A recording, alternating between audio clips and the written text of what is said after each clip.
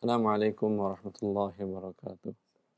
Alhamdulillah rabbil alamin wa bihi nasta'in wa nusalli wa nusallim wa nubarik ala nabiyyina Muhammadin wa alihi wa sahbihi ajma'in wa ba'd. Ikhwani wa akhwati fillah, para pemirsa TV Roja dan para pendengar Radio Roja yang dimuliakan oleh Allah Azza wa Jalla. Kembali kita melanjutkan pembahasan muamalat dari kitab Zadul Mustaqni' fi Ikhtisarul Muqni' Imam Al-Hajjawi yang sampai pada bab ghasab, fasal tentang tasarrufatu al-ghasib.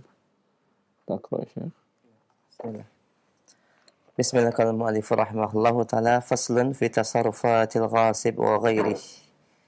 Wa tasarrufatul ghasibi al-hukmiyatu batilatun wal qawlu fi qimati talifi aw qadrihi aw sifatihi qawluhu. Dan tindakan al-ghasib yaitu yang merampas al-hukmiyah secara hukum, al-ghasib al-hukmiyati batilatun. Al-hukmiyah wasfun li tasarrufat laysa lil ghasib. Kita terjem wa tasarrufatul ghasib al-hukmiyah batilatun. Ya, dan tindakan rampas tindakan dari orang yang merampas secara hukum batilah. Ya. Di sini muallif menjelaskan setelah menjelaskan sebelumnya terhadap apa yang dirampasnya, kemudian bagaimana perubahan barang rampasan tersebut, apa konsekuensinya. Sekarang muallif menjelaskan tasarrufat al-ghasib secara hukum. Tasarrufat artinya tindakan dia, barang dirampas kemudian dijual atau disewakan. Tapi yang dibahas di sini bukan apa konsekuensinya, bukan apa bagaimana ini milik siapa, bukan, tetapi ini secara hukum bagaimana. Maka tindakan yang ada konsekuensi hukumnya, tasarrufat al-hukmiyah al-ghasib, tindakan yang ada konsekuensi hukum. Bukan di sini maksudnya hukum taklifi, tapi di sini hukum wad'i. Kalau hukum taklifi yaitu wajib, kemudian sunnah, kemudian mubah, haram, makruh, ini sudah jelas hukumnya haram. Hukum ghasab hukumnya adalah haram, di awal sudah kita jelaskan. Ya. Lalu ini dimaksud oleh mu'allif di sini hukum apa? Hukum wad'i. Apa itu hukum wad'i? As-sihhatu wal fasad. Sah atau tidak sah perbuatan dia. Ya. Sah atau tidak sah perbuatan dari akibat dia merampas. Contoh umpamanya perbuatan yang ada hukum sah dan tidak sahnya, dan yang tidak ada kita jelaskan, umpamanya seseorang merampas air. Ya. Kita mengatakan merampas adalah istilah ala haqqil ghairi qahran bi ghairil haqq, yaitu menguasai hak orang lain dengan cara memaksa, dan itu bukan dengan cara yang hak. Dia datang kemudian ke tenda seseorang atau ke rumah orang, dan air bukan disediakan untuk air umum.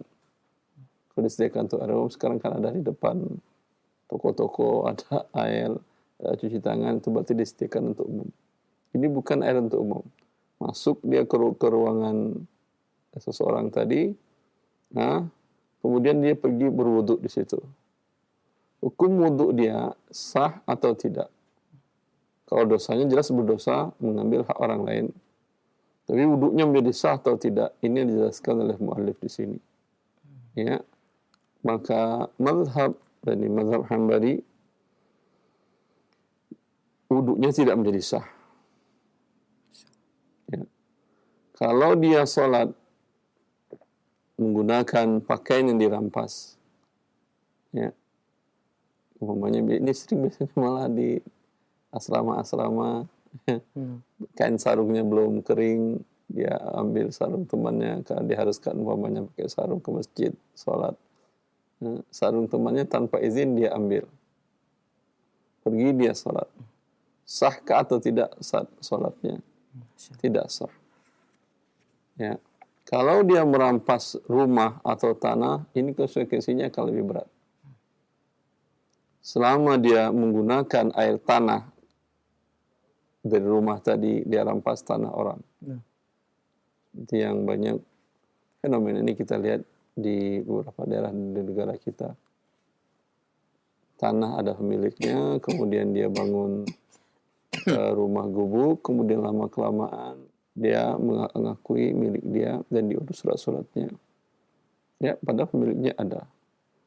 Ini kalau dia sholat di atas tanah ini sah atau tidak? Jawabannya tidak sah. Begitu juga tanah yang ada pemiliknya, kemudian masyarakat menjadikannya menjadi masjid. Sah atau tidak sholat di atasnya? Jawabannya tidak sah. Wuduknya menjadi sah? Jawabannya tidak sah. Dan ini dalam mazhab Hambali. Sebagian mazhab para ulama mengatakan perbuatannya sah tetapi berdosa. Karena menurut mereka larangan ini ada jihah munfakkah. Ya. Tapi dalam mazhab Hambali yang kita jelaskan, salatnya menjadi tidak sah. Ya. Dan akibat salat tidak sah, wuduk tidak sah, semuanya tidak sah. Ya. Baik dalam sisi ibadah maupun dalam sisi muamalat. Sisi muamalat, kalau dia sewakan tanah tadi kepada orang lain, atau rumah yang dibangun di atas tanah yang dia rampas tadi, dia sewakan kepada orang lain, ya, transaksi sewa menyewa tidak sah. Dampaknya apa? Dia yang merampas wajib membayar nilai sewa harga umumnya kepada si pemilik tanah kalau dia bertobat kepada Allah Azza wa Jal, atau pihak pengadilan menuntut dia untuk membayarkan hak dari orang yang dirampasnya. Maka subhanallah, merampas hak orang lain konsekuensinya tidak gampang dalam syariat Allah Azza wa Jalla. Semua tasarrufat Anda yang ada hukum sah tidak sahnya, maka menjadi tidak sah. Ya, karena nahyu yaqtadil fasad. Larangan menunjukkan perbuatan menjadi tidak sah. Ya. Apakah ada perbuatan yang ada sah dan tidak sah? Ada. Jadi tidak berdampak. Seperti mengangkatkan najis, dicontohkan oleh sebagian para ulama. Mengangkatkan najis tidak ada sah dan tidak sahnya. Ya, umpamanya tubuh Anda atau pakaian terkena najis. Kemudian Anda ambil air seseorang untuk membersihkannya tanpa izin dia, Anda ambil dengan cara istila. Atau ambil air teman. Ya. Sah atau tidak sah baju ini sudah suci? Jawabannya tidak. Tidak ada hubungan sah tidak sah. Tapi dia berdosa, dia berkonsekuensi harus mengganti air yang diambilnya seperti yang telah kita bahas sebelumnya. Tapi tidak ada dampak sah tidak sahnya. Yang ini adalah perbuatan yang ada sifat sah dan tidak sah. Jadi hukum dijelaskan oleh para ulama ada dua, ada hukum taklifi, ada hukum wad'i. Hukum taklifi adalah perintah Allah dan larangan Allah yang konsekuensinya dosa dan pahala. Kalau hukum wad'i sah dan tidak sah konsekuensi dari perbuatan tersebut.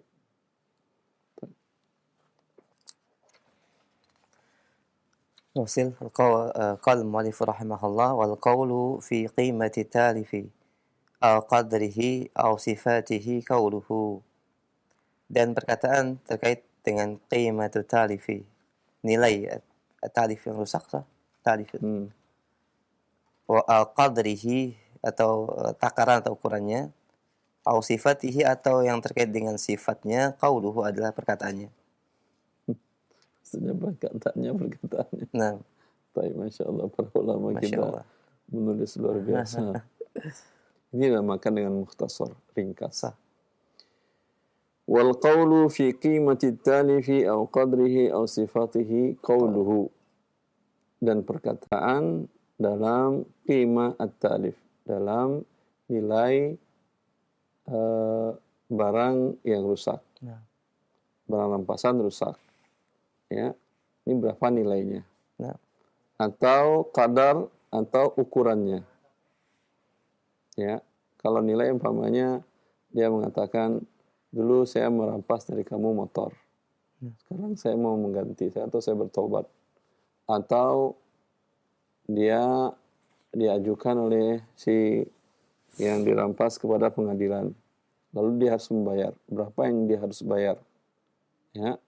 Qimatut talif, si yang merampas mengatakan, waktu saya rampas itu motor itu kalau saya jual dan telah saya jual umpamanya harganya umpamanya 10 juta. Ya. Kata yang pemilik motor yang dirampas, kata dia tidak. Harganya di waktu itu 15 juta. Ya. Perkataan siapa di sini yang didengarkan oleh hakim adalah qauluhu, perkataannya yang merampas. Ya, perkataan yang merampas karena sabda Nabi sallallahu alaihi wasallam, al-bayyinatu 'alal mudda'i wa 'alal munkir wal yaminu 'ala man ankar. Di sini yang mendakwakan adalah si pemilik, mendakwakan lebih dari itu harganya. Ya, dia wajib mendatangkan saksi berapa harganya di waktu itu kalau memang lebih. Wal yaminu 'ala man ankar. Si ghasib yang merampas, dia yang mengingkari, dia disumpah dia harga segitu dia jual dan memang segitu harga pasarannya, dia bayar sebanyak itu. Ketika si pemilik tidak bisa mendatangkan saksi, maka kembali perkataan dalam sini adalah perkataan al-gharim, yaitu pihak yang berhutang, yaitu dalam hal ini adalah si ghasib. Au qadrihi, atau ukurannya. Dia mengatakan, kau rampas dari saya, si yang merampas mengatakan, saya rampas kambingnya sebanyak 3 ekor. Kata yang dirampas, enggak, 4. 1 jantan, 3 betina. Kata yang merampas, tidak, cuma 3. 1 jantan, 2 betina.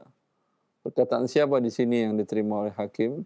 Qauluhu, yaitu perkataan si ghasib karena dia yang berhutang, gharim, dan dia disumpah.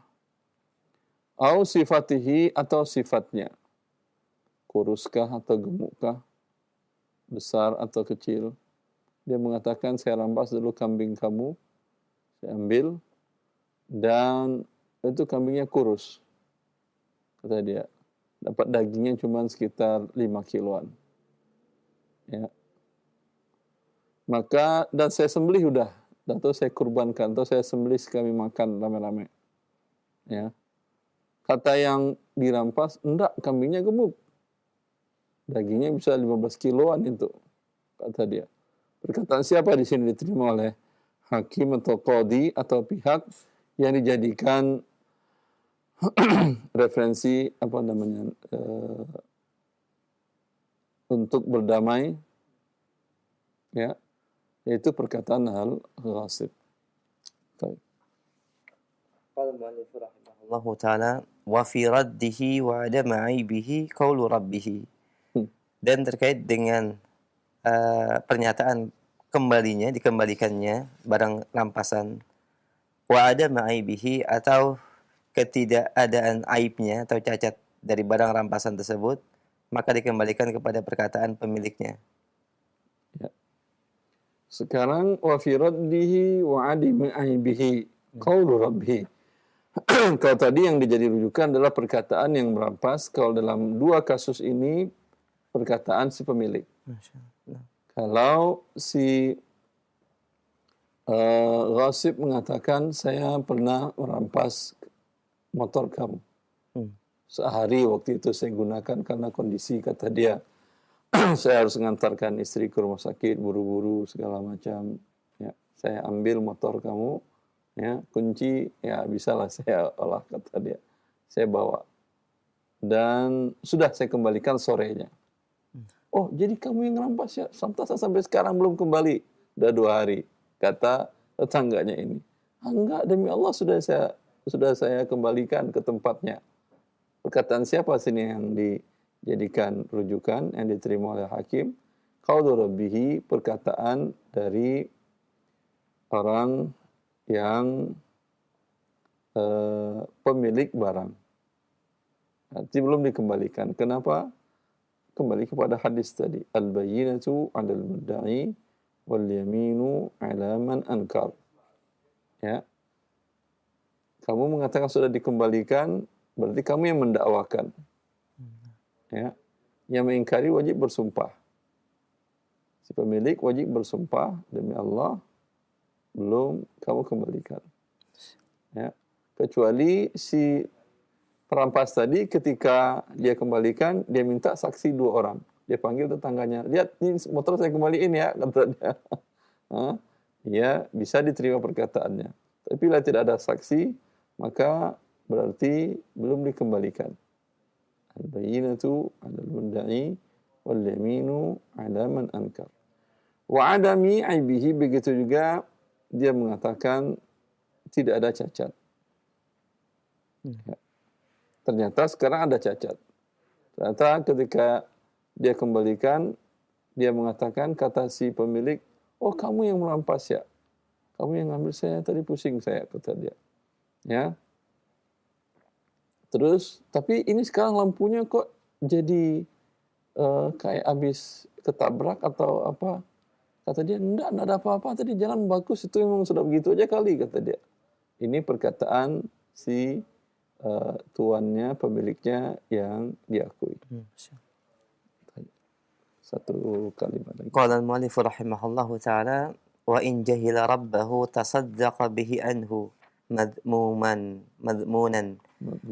Dan apabila al-ghasib, yaitu yang merampas, tidak mengetahui pemiliknya, tasaddaqa bihi anhu, maka dia mensedekahkan barang tersebut dengan jaminan madmunan. Ya. Ini maksudnya adalah dia sekarang bertaubat kepada Allah Azza wa Jalla. Ya. Kemudian ketika dia ingin mengembalikan motor tadi atau ingin membelikan tanah kepada pemiliknya, nggak tahu sekarang pemiliknya entah pergi kemana. Ya. Dan ini kasus ini banyak. Terkadang ini kasusnya ghasab. Terkadang kasusnya jasa dengan jasa. Orang nyuci laundry, kemudian entah udah 2 tahun orangnya entah kemana. Dan seterusnya kasusnya banyak terjadi. Apa yang dilakukan? Mu'allif mengatakan, jika tidak dia ketahui tuannya keberadaannya di mana, ingin mengembalikan. Ya, dia ingin mengembalikan tapi tidak diketahui. Atau pernah bekerja di perusahaan dan dia ghasab sebagian barang-barang perusahaan, barang-barang kantor dibawa ke rumah. Ya. Sekarang ingin dikembalikan, kantornya sudah tutup. Perusahaannya sudah pindah pulang ke negeri asalnya mungkin dan lain-lain. Apa yang harus dia lakukan dengan hal ini? Dia ingin bertaubat kepada Allah. Tasaddaqa bihi anhu madmuna. Dia sedekahkan barang itu, kalau barangnya sudah lenyap, tentu dengan senilainya dia sedekahkan. Baik kepada fakir miskin ataupun kemaslahatan umum. Ya. Dengan madmuna. Madmunan itu artinya dia jamin. Artinya, kapan orangnya datang, ternyata perusahaan tadi buka lagi. Ya, dan dia cek sama pemiliknya dengan sebelumnya. Ya, karena kemarin mereka tutup karena negara asalnya ada masalah, ada pandemi segala macam. Sekarang udah baik, mereka buka lagi. Ya. Sekarang dia katakan, saya dulu pernah ambil motor, mobil atau apa dan tidak saya kembalikan, ya, atau saya ambil beberapa barang alat kantor, laptop, kemudian nggak saya kembalikan. Sekarang saya ingin bertobat kepada Allah Azza wa Jalla. Tapi sewaktu itu saya ingin mengembalikan, kalian sudah tutup. Ya, memang kami tutup waktu itu. Dan sudah saya sedekahkan laptopnya atau uang senilai itu kepada fakir miskin. dinilai untuknya 10 juta, diberikan sedekah kepada fakir miskin, dia niatkan untuk pemilik perusahaan yang dia zalimi atau pihak yang dia zalimi. Ya, madmunan artinya sekarang terserah kalian. Kalau kalian meredakan itu, pahalanya sedekahnya buat kalian. Kalau kalian tidak meredakan, itu berarti pahalanya milik saya, sedekah milik saya, dan ini 10 juta saya bayar. Masya Allah. Ya, ini maksudnya Ustaz, cukup dulu sampai di sini. Jazakumullah khair Ustaz. Pendengar dan pemirsa Raja TV, demikian syarah dari penjelasan beberapa poin dari kalimat mu'alif dalam pembahasan al-ghasab terkait dengan tindakan al-ghasib atau yang rampas terhadap barang rampasannya tersebut. Kita berikan kesempatan pada sesi tanya jawab ini untuk memperdalam pembahasan bagi Anda yang mungkin baru bergabung, dan juga bagi pendengar dan pemirsa yang ingin bertanya terkait dengan muamalat kontemporer secara khusus. Anda bisa bertanya di line telepon. Kita angkat untuk telepon yang pertama. Halo. Halo, Assalamualaikum warahmatullahi wabarakatuh. Waalaikumsalam warahmatullahi wabarakatuh. Dengan siapa Umu di mana?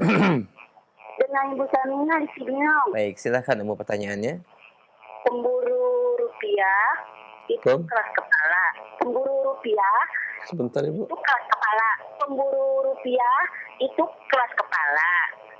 Nah, kan dia kan gabung membeli rumah dulunya, terus dia menjual, dan orang itu juga menjual. Tapi dalam kekerasan kepalanya dia maunya gede hasilnya gitu.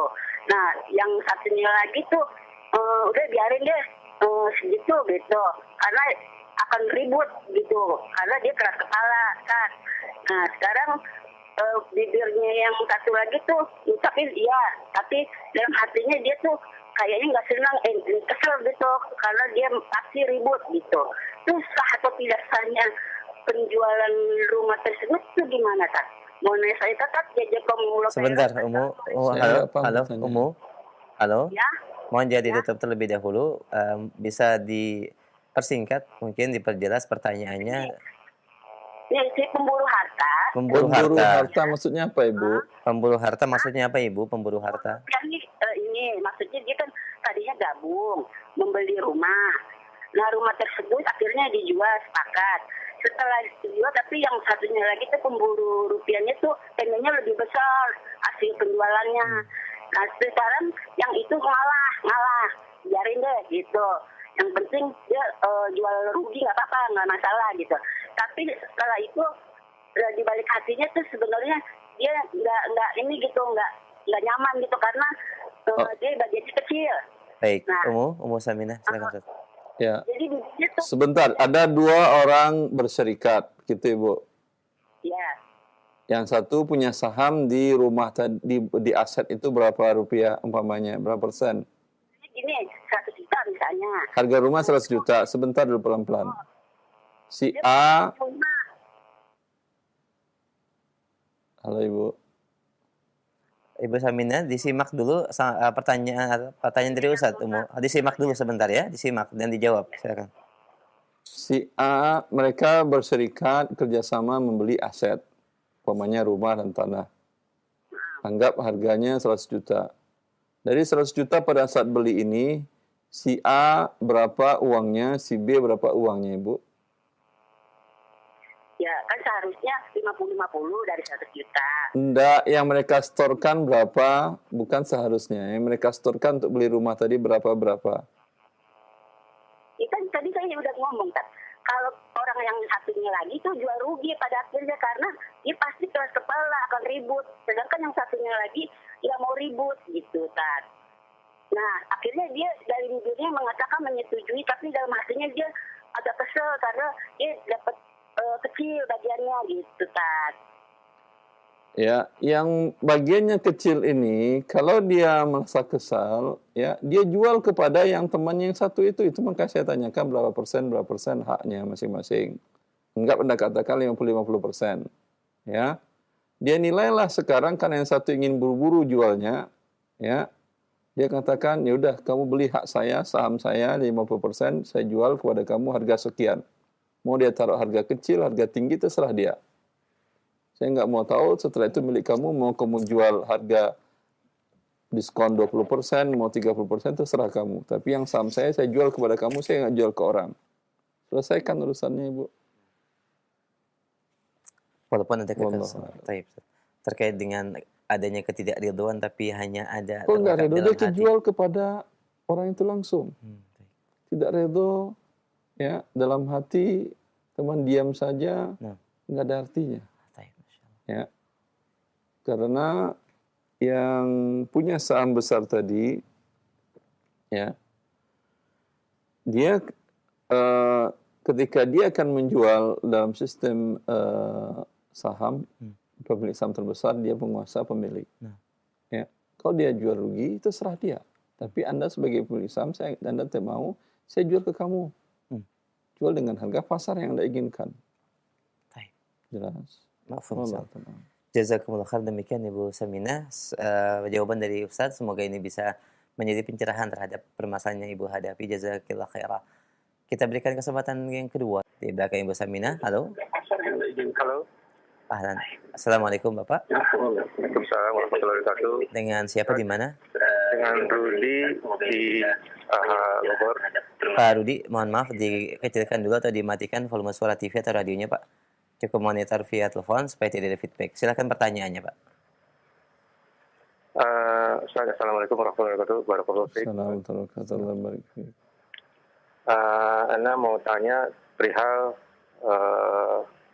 dengan perusahaan Ana yang sudah terulutan. Ana mau bertobat. Dulu pernah Ana sedikit mengambil material barangnya mereka.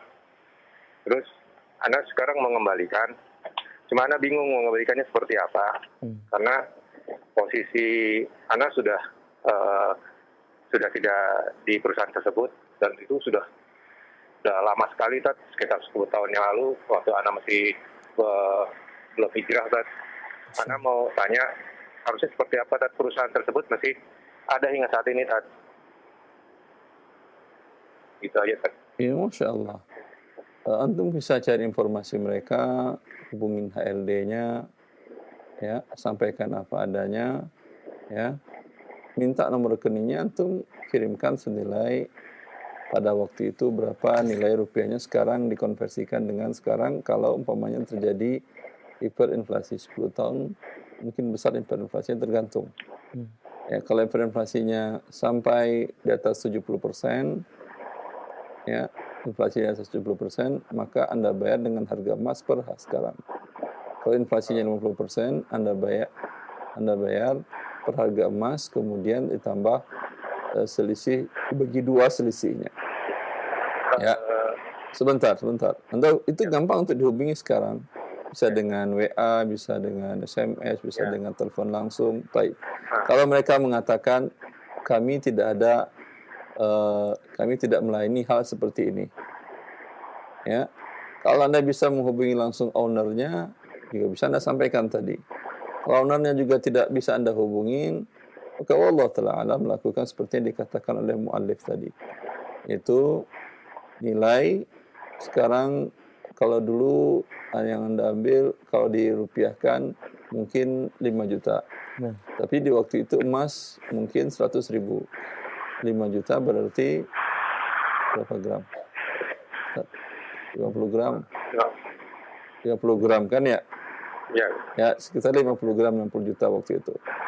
Sekarang 50 gram, 500 gram lah sih. 500 gram. Sekarang 500 gram itu harganya ya 500 juta. Anda sedekahkan 500 juta mungkin untuk fasilitas umum, bagi fakir miskin. Kalau nggak mampu, tentu dicicil. Niatkan sedekahnya untuk mereka. Kalau untuk ngehubungin ownernya, saya nggak kita karena itu perusahaan asing, ya.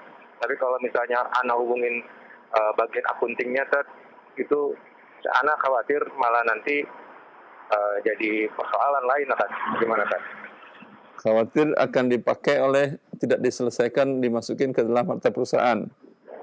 Ya, mungkin seperti itu, atau mungkin dia akan laporkan ke polisi juga, Ana bingung, Ya, nggak apa-apa. Kalau antum khawatir masalahnya akan lebih repot seperti tadi, hak orang tetap akan dibayar di dunia atau di akhirat. Anda sedekahkan saja kepada fakir miskin dengan niat seperti tadi. Tapi kalau khawatiran lapor polisi, wallahu alam, kecuali yang Anda ambil sangat besar. Saya kira juga tidak. Karena banyak kasus drama seperti ini, kaum muslimin bertanya, saya sampaikan nasihat seperti tadi, beritahukan ke pihak owner, bahwa pihak ownernya sangat apresiasi sekali, sangat menghargai pertaubatan seorang karyawan, bahkan ditawarin untuk naik derajat, naik tingkat atau naik kelas atau naik jabatan. Ya. Allah barik fiik. Jazakumullah khair Pak Rudi. Baik. Waalaikumsalam warahmatullahi wabarakatuh. Barakallahu fiik. Jazakumullah khair Pak Rudi, dan semoga Allah berikan kebaikan dan kemudahan dari apa yang antum tanyakan. Ya, jazakallah khair. Kita berikan kesempatan pertanyaan yang ketiga. Halo, Assalamualaikum. Waalaikumsalam warahmatullahi. Dengan siapa, Umu di mana? Dengan Allah di Kalimantan Barat. Di Kalimantan Barat, silakan. Iya, terkait harta warisan ayah yang dulu juga diperoleh dari harta warisan dari kakek. Tapi oleh kakek, oleh ayah tidak dibagikan secara syariat kepada saudara-saudaranya.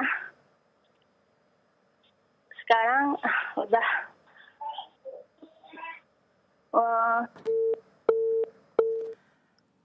Halo, Umut, mohon maaf sepertinya terputus sambungan teleponnya dan kami belum bisa menangkap pertanyaan secara utuh ya. Mungkin bisa dikomunikasikan kembali atau Umut bisa menghubungi kembali di line telepon.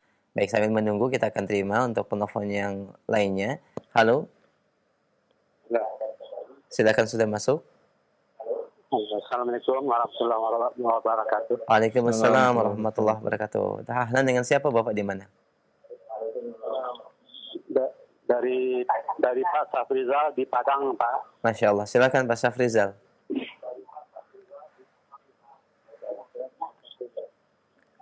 Ini masalah warisan. Nah. Silakan Pak. Ini kakak saya, abang saya, istrinya meninggal 2 bulan yang lewat. Kemudian istrinya ini meninggalkan saudara 3 orang. Sebentar, nama istrinya siapa Pak Safrizal? Pak Safrizal yang meninggal ini namanya siapa? Pak, 3 orang perempuan, 1 orang laki-laki. Pak Safrizal, yang meninggal ini namanya siapa? Suryadi. Perempuan Suryadi? Suryadi. Ibu Suryadi meninggal gitu? Dia tidak punya anak. Halo Bapak, yang meninggal wanita atau laki-laki Bapak? Wanita yang meninggal. Baik, namanya siapa Bapak?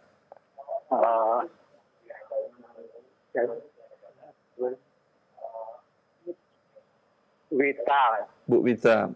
Bu Wita wafat. Yang ditinggalkannya ada suami.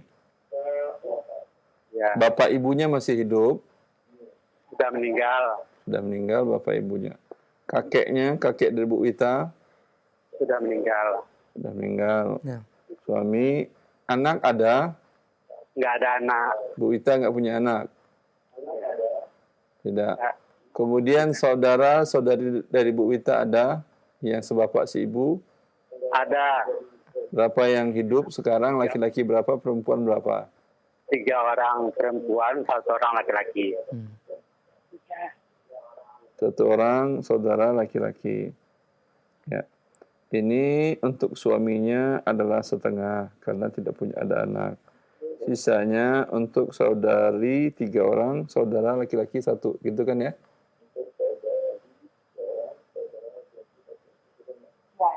Ya.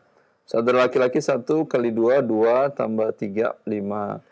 Yang satunya ini dia kan dibagi 2, 1 dibagi 5. 5 kali 2, 10. Maka semua harta Bu Wita dibagi 10, Pak. Oh ya. Ya. Suami dapat 5/10, saudarinya dapat 1/10, 1/10, 1/10, saudaranya dapat 2/10, habis hartanya. Jelas Bapak? Oh iya. Ya Ustaz. Baik, Masya Allah. Cukup Bapak? Terima kasih Ustaz. Alhamdulillah. Ya, Assalamualaikum warahmatullahi wabarakatuh. Waalaikumsalam warahmatullahi wabarakatuh. Jazakumullah khair Bapak Syafrizal. Semoga jawaban yang disampaikan Ustaz bermanfaat. Dan sekali lagi barakallahu fiik wa jazakallah khair. Kita berikan kesempatan yang ketiga. Silakan di belakang Pak Syafrizal. Halo, Assalamualaikum warahmatullahi wabarakatuh. Waalaikumsalam warahmatullahi wabarakatuh. Dengan siapa di mana? Dengan hamba Allah yang tadi Ustaz. Alhamdulillah. Dari Kalimantan ya Umu ya? Iya. Baik, silakan pertanyaannya Um. Begini Ustaz. Ayah udah meninggal lebih kurang 20 tahun yang lalu. Tapi sampai sekarang harta warisan belum juga dibagikan. Masya Allah. Dan 3 bulan yang lalu ibu juga udah meninggal. Jadi yang ingin saya tanyakan, bagaimana dengan harta warisan yang dulu ayah tidak dibagikan secara syariat kepada saudara-saudaranya, dan saudaranya ini tidak rela karena tidak dibagikan secara syar'i gitu Ustaz. Jadi gimana hukumnya? Kami ingin membagikan harta warisan dari orang tua kami ini. Sekarang hartanya fisiknya masih ada yang harta warisan dari kakek itu? Masih berupa tanah, tapi kemarin itu sudah dibagikan oleh ayah kepada saudara-saudaranya. Tapi mereka tidak setuju gitu Ustaz. Tapi ada sebagian yang udah dijual oleh mereka, tapi mereka menginginkan yang masih ada selama ayah gitu. Kalau hal seperti ini tentu semuanya dikumpulkan, kemudian undang Ustadz di daerah Anda ya untuk menyelesaikan sengketa tadi. Ya, kalau tidak selesai dengan menggunakan sistem arbitrase ini atau berdamai, tentu diselesaikan di pengadilan agama. Tapi kalau selesai, alhamdulillah. Ya, yang saya sarankan seperti itu karena bisa saja saya menjawab A atau B, mereka kondisinya tidak demikian. Yang jelas tentu dikembalikan hukumnya kepada syariat Allah. Bila seseorang wafat, hartanya dibagi 2 bagian anak laki-laki, 1 bagian anak perempuan. Ya, bila ayah Anda mengambil lebih dari bagiannya, namanya seperti dalam kasus tadi, bagi 10, ayah Anda harusnya dapat 2/10, dia ngambil 5/10. Berarti 3/10-nya yang dia kembalikan. Ya. Bila dahulu berbentuk tanah, berarti kan ayah Anda adalah ghasab. Iya. Ya. Maka tasarrufatnya tidak sah, penjualnya tidak sah dan seluruhnya tidak sah. Ya. Ini harus dikembalikan kepada pemiliknya, hak dari masing-masing yang dia rampas tadi. Setelah dia wafat, tentu harus diselesaikan oleh anak-anaknya atas rampasan tadi. Bila zatnya masih ada, tanahnya masih ada, tinggal dihitung ulang. Umpamanya tanah 10.000. Ya, bukan tanah ini yang dibagikan, harus dengan nilai. Karena tanah nggak bisa dibagi adil. Tanah dibagi 10, ya. Kemungkinan yang di bagian kanan paling kiri harganya lebih mahal daripada yang tengah-tengah. Atau kemungkinan bagian yang depan jalan harganya lebih mahal daripada yang belakang jalan atau tengah-tengah yang tidak ada jalan akses. Itu berbeda harganya. Nah, kalau tanah itu hanya bisa dinilai. Berapa rupiahnya di waktu kakek meninggal, ya, berapa yang dizalimi oleh orang tua Anda. Dinilai masing-masing. Anda tadi sudah dibagi dengan pembagian meter, penentukan batasan-batasan, dinilai lagi dengan rupiah. Bila ayah Anda mengambil lebih, maka dulu berapa rupiah dikonversikan kepada emas sekarang, ya. Kemudian Anda jualkanlah tanah ayah Anda tadi atau aset warisan tadi, itu tidak bisa dibagi oleh anak-anaknya sebelum diselesaikan hak orang-orang yang dizalimi, itu paman-pamannya. Itu secara garis besar, tetapi untuk menyelesaikannya secara real di atas meja tentu seperti yang saya usulkan tadi. Wallahu a'lam. Demikian Umu, bisa difahami insyaallah. Ya, insyaallah. Alhamdulillah. Ustaz, Afwan. warahmatullahi wabarakatuh. Waalaikumsalam warahmatullahi wabarakatuh. Semoga Allah berikan kemudahan ya Ummu menyelesaikan permasalahan warisan ya sebagaimana arahan Ustaz. Barakallahu fiik wa jazakumullah khair. Kita berikan kesempatan berikutnya masih di via telepon bagi Anda yang baru bergabung dalam pembahasan ghasab, rampasan.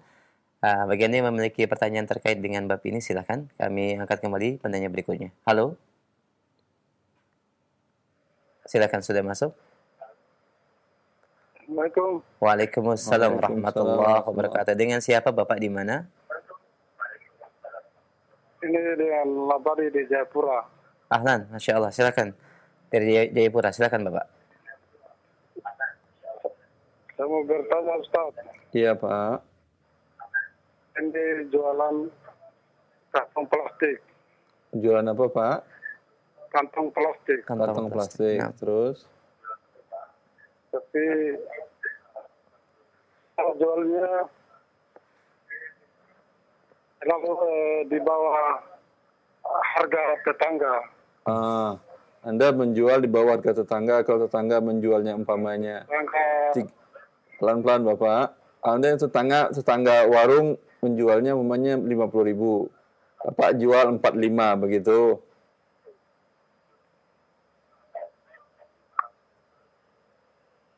Begitu Bapak. Tetangga jualan plastik, ya. Jadi dia jual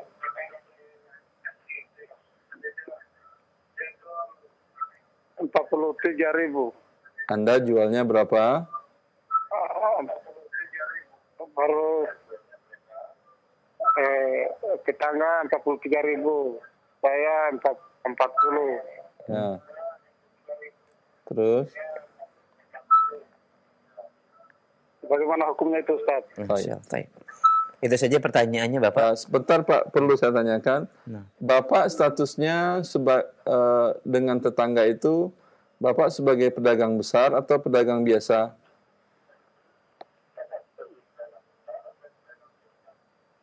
Pedagang hutang juga barangnya. Iya udah, insyaallah saya itu jawab. Nah. Ya. Baik Pak, kita akan jawab insyaallah pertanyaannya. Jazakallah khair Bapak. Allah barik fiik. Dalam hal ini menjual di bawah harga pasar. Ya. Dalam hal ini ada khilaf para ulama berdasarkan perbuatan Umar bin Khattab radhiyallahu anhu. Ketika beliau sidak ke pasar Madinah dan beliau dapatkan salah seorang sahabat Hatib bin Abi Balta'ah, diriwayatkan oleh Imam Malik dalam Muwatta'nya, menjual di bawah harga pasar. Maka Umar mengambil kebijakan agar Hatib menaikkan harganya. Dia mengatakan, irfa' atau tarfa' anis suq. Naikin harga barang kamu, kalau enggak pergi jangan jual di pasar ini. Ya. Maka ini kan pilihan, opsi. Mau naikin harga atau jangan jualan. Maka Hatib bin Abi Balta'ah lebih baik memilih pulang dia ke rumah, nggak jualan dari pasar, jualannya di rumah. Tapi tetap orang datang ke rumahnya belanja. Ya. Maka kemudian Umar menemui Hatib bin Abi Balta'ah dan dia mengatakan, itu adalah pendapatku dahulu, aku tidak ingin saling ada kezaliman sama muslim. Tetapi sekarang terserah kamu. Silahkan kamu masuk pasar, jual, terserah kamu. Ya. Maka perbuatan Umar ini dijadikan landasan sebagian para ulama bahwa tergantung maslahat. Kalau sahabi, perbuatan sahabi bisa menjadi dalil. Ini mazhab jumhur para ulama. Ya. Apalagi ini perbuatan Umar dan tidak ada sahabat yang lain mengingkari. Tetapi Umar tadi rujuk dari pendapatnya. Ya. Kalaulah menjual harga gratis, kan nggak ada yang marah orang. Ya. Yang satu tetangga jual nasi dengan lauk pauk. Yang Anda di sebelahnya juga jual nasi lauk pauk. Dia jual dengan harga normal, Anda gratisin. Otomatis orang nggak ada belanja kepada dia. Nggak ada masalah, boleh. Dalam syariat Allah. Tapi dampaknya besok Anda kan nggak jualan lagi. Karena sudah habis. Ya. Kecuali Anda pedagang besar. Maka bila tidak memudaratkan, dan dia pun tetangga yang sebelah tadi, yang punya jualan tadi juga makan ke antum umpamanya, karena gratis daripada makan ke anda juga. Tapi karena anda pedagangnya umpamanya bukan pedagang besar, sehari 2 hari selesai urusannya. Ya, maka tadi saya tanyakan, apakah yang menurunkan harga di bawah pasar itu pedagang besar atau sama? Kalau sama nggak ada masalah. Ya. Perang harganya terserah nggak apa masalah, perang harga nggak apa-apa dalam Islam. Ya, ini bagian dari kebebasan hak dalam Islam. Islam lebih merdeka, Masya Allah. lebih bebas daripada sebagian ekonomi konvensional. Ekonomi sekarang mereka menetapkan harga segini, harga segini, berarti kan kita nggak bebas merdeka berarti. Masya Allah. Harga kita diikat oleh orang, terserah kita barang kita. Mau kita jual ya di bawah harga pasar, kalau dijual di atas harga pasar, iya tidak boleh menipu. Tapi di bawah itu terserah kita mau ingin menyumbang, membantu kaum muslimin dalam pandemi sekarang umpamanya. Dia buka toko beras dan dia jual setengah harga dari toko yang lain. Silahkan, nggak ada masalah. Tapi dengan syarat bukan tujuannya adalah untuk merusak dan menghancurkan yang lain. Apa artinya? Maka para ulama menetapkan syarat yang boleh menurunkan harga tadi hanyalah pedagang biasa. Tapi kalau pedagang besar, dia turunkan harga, masuk dia ke pasar, dia turunkan harga sehingga yang lain mati, setelah itu dia naikin, dia lakukan monopoli, maka ini tidak boleh. Ya. Ini disinilah fungsi negara. Tadi khalifah yang turun, presiden yang turun langsung, Umar bin Khattab, ya, untuk mengatur hal seperti ini. Ya. Kalau tujuannya adalah ingin merusak. Masya Allah. Jazakumullah khair. Masih berkaitan dengan hal ini, satu kasus yang ditanyakan, kami akan langsung angkat dari pertanyaan pesan singkat, Ustaz. Jika seseorang menjual di bawah harga pasaran, Ustaz, di bawah jauh harga pasaran, dari satu barang dan ditempatkan di marketplace, dari semua harga atau dari semua barang yang sama, maka ada penjual yang memang jauh sekali dijual dengan harga di bawah harga pasaran. Bagaimana hukumnya, Ustaz? Hukumnya boleh seperti yang sudah kita jelaskan tadi, nggak ada masalah. Ya, boleh.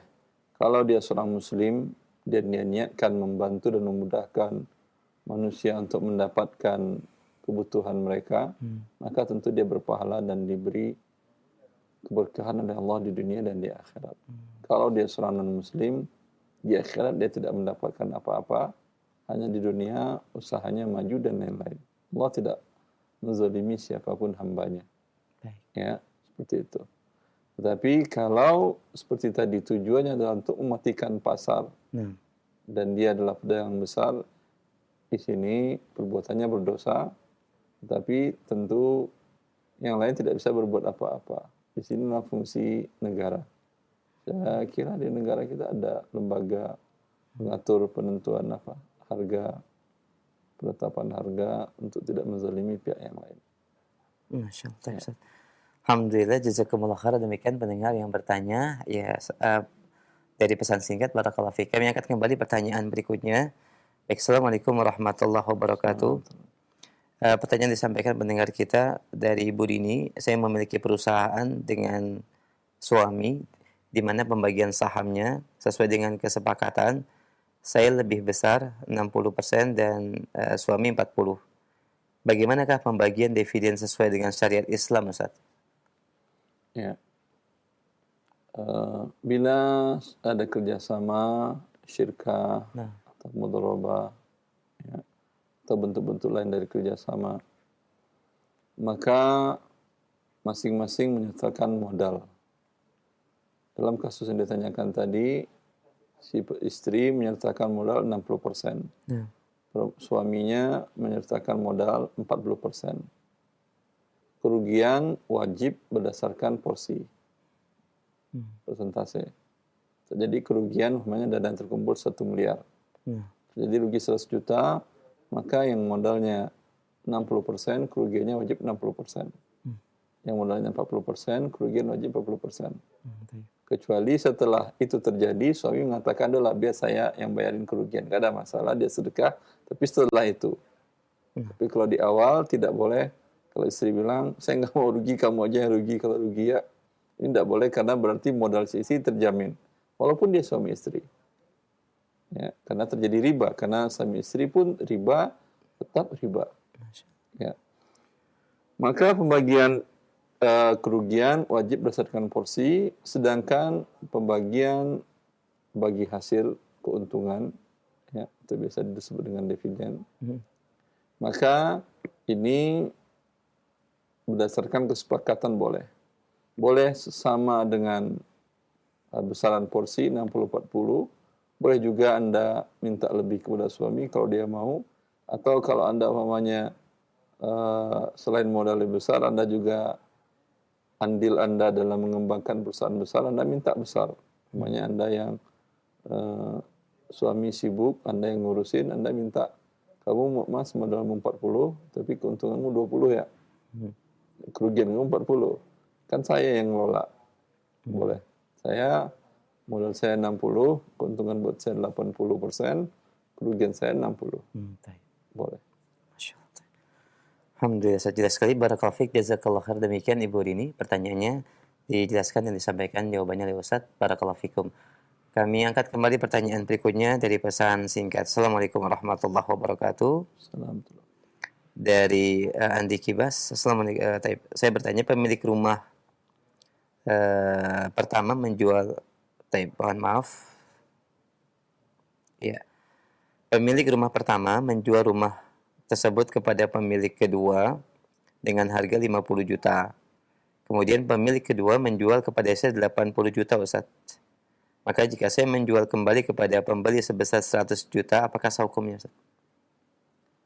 Asalkan sudah terpenuhi rukun syarat jual beli, hukumnya sah. Baik. Yaitu barang sudah Anda beli dengan akad dan sudah Anda terima. Sudah jadi milik, Ustaz. Sudah menjadi milik Anda, maka sah Anda jualkan 100 juta. Alhamdulillah umpamanya dalam kondisi sekarang kalau rumah sepertinya turun. Bukan turun sih, tapi permintaan sedikit karena kondisi ekonomi sedikit lesu. Ya. Mungkin sebaliknya yang terjadi. Pun juga boleh kalau Anda ingin jual. Walhasil masalah harga mau naik turun itu yang penting hanya saling redha. Tidak ada penipuan. Masya Allah. Ya. Baik, jazakumullah khairan. Demikian Bapak Andi, jawaban dari Ustaz. Barakallahu fiik. Kami angkat kembali pertanyaan berikutnya. Assalamualaikum warahmatullahi wabarakatuh. Ustaz, saya mau membeli logam mulia di toko dengan nilai 50 juta, Ustaz. Masya Allah. Padahal maksimal transfer via mobile banking hanya 25 juta. Apakah boleh saya ke bank untuk transfer via kasir? Lalu dengan bukti transfer tersebut, saya datang ke toko logam mulianya untuk mengambil logam mulia seharga transfer tersebut, Ustaz. Atau dengan cara dana tidak langsung masuk, Ustaz. Kalau kasusnya Anda jual beli, datang Anda ke toko dahulu, kemudian sepakat nih 50, Pak, yang 25 saya transfer, Pak. Yang 25 lagi saya nggak bisa, saya harus ke bank. Habis itu nanti saya datang ambil emasnya. Maka ini terjadi 25 untuk 25 juta atau setengah dari emas, hukumnya adalah riba. Karena Rasulullah mensyaratkan harus yadan biyadin. Kalau Anda mengatakan kan ada fatwa Dewan Syariah Nasional yang membolehkan tukar uang dengan emas tidak tunai. Ya, itu fatwa mereka, tetapi sabda Nabi SAW jelas. Yaitu al-dhahab bil-dhahab wal-fiddah bil-fiddah mislan bimislin yadan biyadin. Fa idza ikhtalafat hadhil asnaf fabi'u kaifa syi'tum idza kana yadan biyadin. Masyaallah. Menukar emas dengan emas, syaratnya harus sama gramnya, gramasinya, dan yadan biyadin. Tangan yang satu menyerahkan emas yang perhiasan, tangan yang satu menerima emas perhiasan atau batangan. Tidak boleh satu menyerahkan, nanti sore baru ambil lagi, terjadi riba. Ya. Bila berbeda jenis, beda jenis emas dengan perak, ya, maka syaratnya harus yadan biyadin. Anda tukar perak dengan emas, syaratnya yadan biyadin. Emas dan perak di masa Rasulullah adalah sebagai alat tukar alat tukar, kemudian penilai harga barang dan jasa, fungsi uang, kemudian sebagai penyimpan harta kekayaan. Sekarang alat tukar manusia adalah rupiah. Dan emas dibatalkan oleh negara Indonesia sebagai alat tukar yang sah. Ya. Tapi yang batalkannya negara. Manusia enggak. Manusia lebih suka beli, nyimpan segala dengan emas. Fungsi uang dalam emas ini lebih banyak daripada ada pada rupiah. Jadi kita katakan fungsi uang ada 3 tadi. Itu sebagai penyimpan kekayaan. Saya kira orang yang sehat, dia akan menyimpan kekayaannya dalam bentuk emas bukan rupiah. Itu yang sehat. Dan di kampung banyak orang yang sehat, alhamdulillah. Orang kampung menyimpan kekayaannya dengan emas. Jual padi, jual hasil kebun, beliin emas. Ya. Itu orang cerdas, orang sehat. Ya. 1. Kemudian pengukur barang dan jasa adalah emas. Rupiah tidak bisa dijadikan ukur barang dan jasa. Lihat, di masa Rasulullah, kambing kurban dapat 1 dinar. Sampai sekarang pun kambing kurban 1 dinar. Yang namanya pengukur itu nggak boleh naik turun. Kalau rupiah, kemarin tahun sekarang umpamanya 2,5 juta, 5 tahun yang lalu mungkin 1 juta. Kalau namanya ukuran panjang jadi pendek, nggak ukuran namanya. Meteran dari masa Nabi sampai masa Nabi belum ada meteran ya. Dari Indonesia sebelum merdeka sampai setelah merdeka, yang namanya meteran itu nggak semeter ya semeter segitu aja terus. Literan segitu. Itu yang namanya sebagai ukuran. Ya. Yang hilang dari emas itu dihilangkan oleh negara adalah fungsi sebagai alat tukar. Yang ada pada rupiah cuma 1, yang ada pada emas 2. Dan ini pun yang menghilangkannya adalah negara. Maka emas adalah dan perak tetap sebagai alat tukar dan sebagai penyimpan sebagai uang, fungsi uang. Apalagi sebagian negara mengikat emas uangnya dengan di backup dengan emas. Ya, ini mengharuskan berarti menukar emas dengan rupiah wajiblah tunai ya dan biadin. Bagian para ulama fikih seperti yang dijelaskan oleh Zarkashi, syarat kias illat. Ini kan rupiah dikiaskan dengan emas dan perak. Syarat sahnya kias ini alla ya'uda 'alal asli bil ibtal. Ini dikatakan oleh Zarkashi.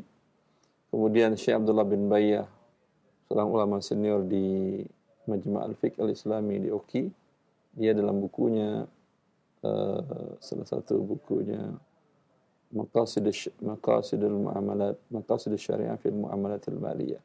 Sangat bagus dan dia terkenal ulama dari Mauritania, senior ulama dunia. Dia mengatakan, dalam contohnya dia mengatakan tidak boleh mata uang sekarang realkah atau dolarkah membatalkan emas dan perak. Karena dia rupiah dikiaskan kepada emas dan perak dalam seluruh hukumnya. Kemudian emas dan perak batal, hanya rupiah yang jadi. Maka ini kias dalam ilmu usul fikih tidak memenuhi standar. Ya. Ada fatwa, ya ada fatwa. Tapi betul salahnya sudah kita jelaskan. Maka masing-masing berhadapan dengan Allah nanti di akhirat ya tentang apa yang kita lakukan.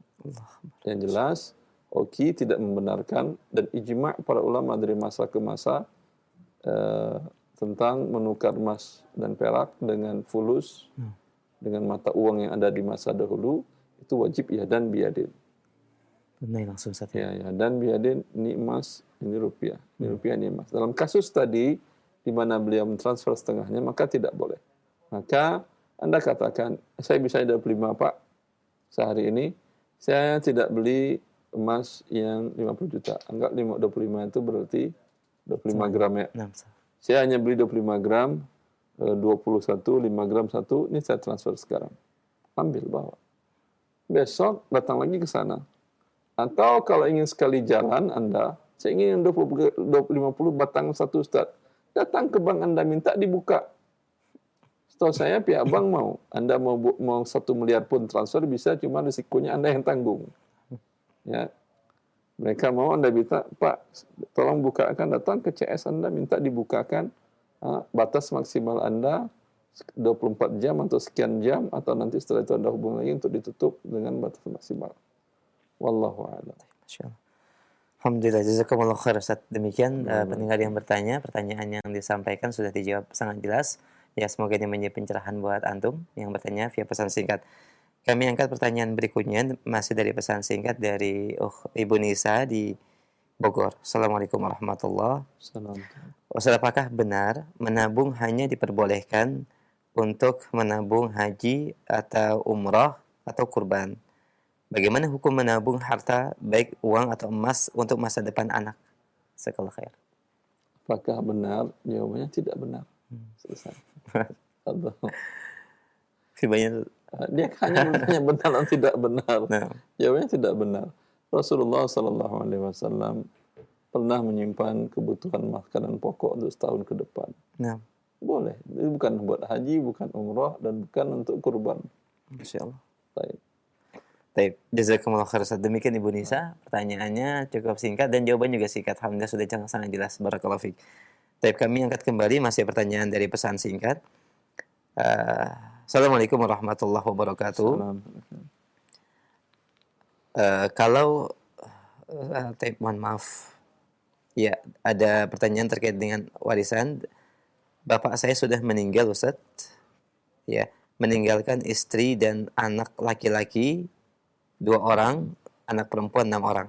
Istri, jadi, anak laki 2, anak perempuan 2.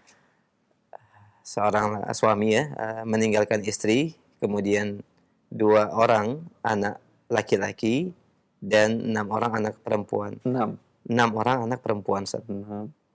Memiliki harta warisan senilai 100 juta, Ustaz. Mohon jawaban atau bantuan dari Ustaz untuk pembagian warisannya, Ustaz. Jazakumullah khairan.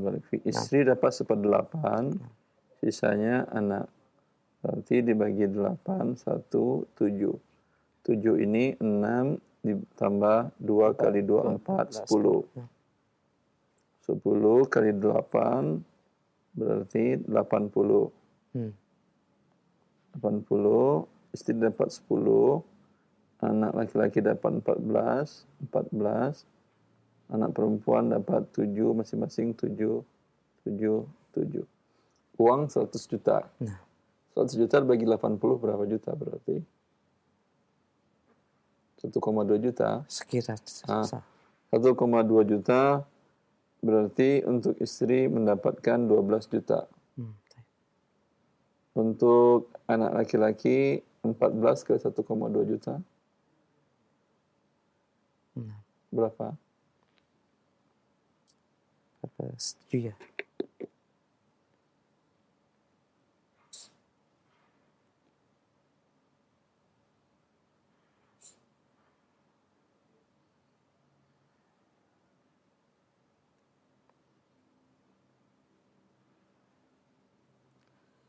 Saya sebentar. Berapa Ustaz? 14 kali 1,2 juta. 16,8. 16,8 untuk masing-masing anak laki. Anak perempuan 7 kali 1,2 juta. 7 kali 1,2, 8,4. Ya, 8,4. Anak perempuan berarti mendapat 8,4 juta. Selesai, alhamdulillah. Masya Allah, jazakallahu khair. Demikian pendengar yang bertanya terkait dengan warisan. Cukup jelas ya, barakallahu fiik. Kami berikan kesempatan selanjutnya pertanyaan via telepon.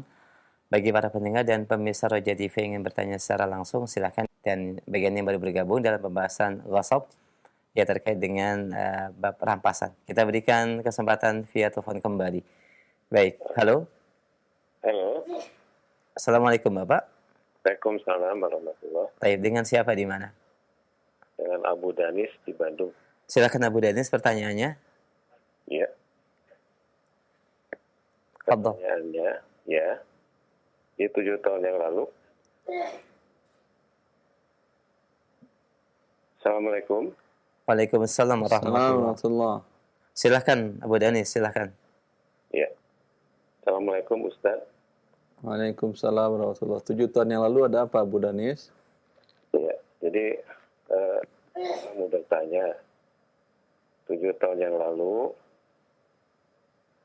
karena beli rumah dan rumah seharga 1,25 miliar. 1,25. Ya. Nah kemudian karena memang waktu itu belum tahu masalah riba gitu. Nah anak betul.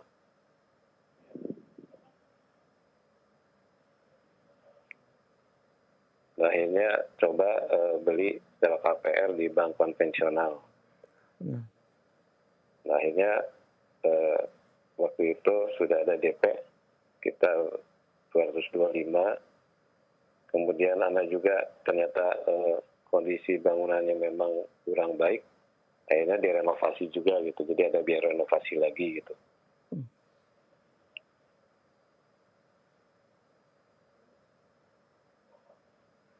Pertanyaannya Bu Danis, bisa dipersingkat? Ya, renovasi sekitar 300.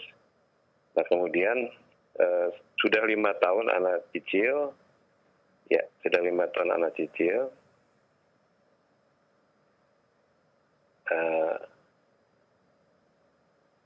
Jadi total dari cicilan sekitar 660 juta kurang lebih.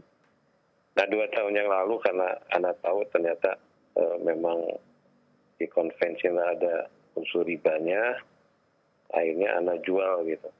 Anak jual sekitar 2,7 miliar. Masya Allah. Terus Kemudian ada pelunasan sekitar 875. ke pihak bank yang Anda minjam tadi. Betul. Terus Nah akhirnya anak pengen tahu kira-kira hak anak tuh sebenarnya seberapa gitu. sisanya berapa jadinya Abu Danis? Sisanya tuh sekitar 1,82 miliar. Alhamdulillah, itu semua hak Anda. Alhamdulillah. Alhamdulillah, halal. Ya takutnya Ustadz tadinya kan ada hak-hak selama itu kan memang ada kenaikan harga gitu kan di daerah itu. Gitu. Ya, halal kenaikan harga itu Allah ingin memberi rezeki Anda. Kalau Anda ragu umpamanya, kan saya pinjam uang riba dulu untuk beli Ustaz, apakah halal? Ya. Ini yang sering kita sampaikan bahwa uangnya halal, yang haramnya transaksinya. Maka rumah yang dibeli dengan uang tadi, rumahnya adalah halal.